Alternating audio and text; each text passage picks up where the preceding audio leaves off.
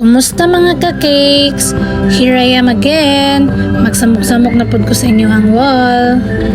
For today's video, ang theme sa cake ay motif.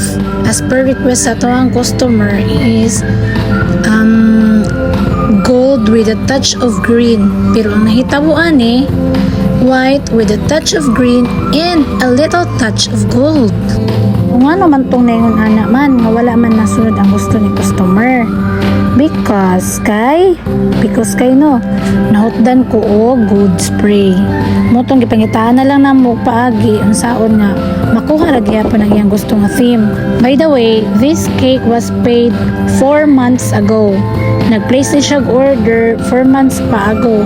So gahimo niya ni nga cake, mura na siya og for free. Advance kayang payment ni ma'am client ay ganahan kayo ko. Para sureball daw ko nung among himuon. Ay, kakatouch naman oy. Muon kayo na mo ma'am oy.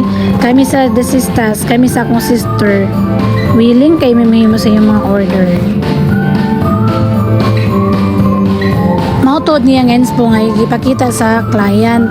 Ito isimi sundog kung makaya ba na ito himo. Bali, sundugon na to ang design pero sa iyang color nga gusto. So, a touch of green. Anyway, ang size atong cake sa bottom tier is 8x6 and then the upper tier is 6x6. So, mura gyapon na itong himuon sa pagdawel na to cake, manginanglan taog kining gulaman straw kay para strong. Or pero better gid ang gulaman straw kaysa kanang mga kawayan kay antay di kayo ang kawayan ay katong barbecue stick gani kani bitong mag-attach ka sa upper tier no struggle pud baya ni siya ay kanang murag di ka kaginhawa or di gyud ka mo ginhawa kay basi isa ra gyud nimo kasi piyat tikalbong gid ang cake mo na yun siya ka struggle pero carry ra kayo na ako kaysa atong i-attach galidaan ang cake di na to carry lisudan kayo ko.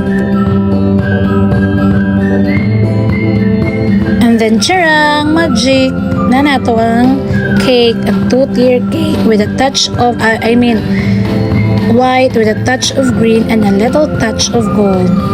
Thank you for watching mga ka-cakes. Until next time, bye bye.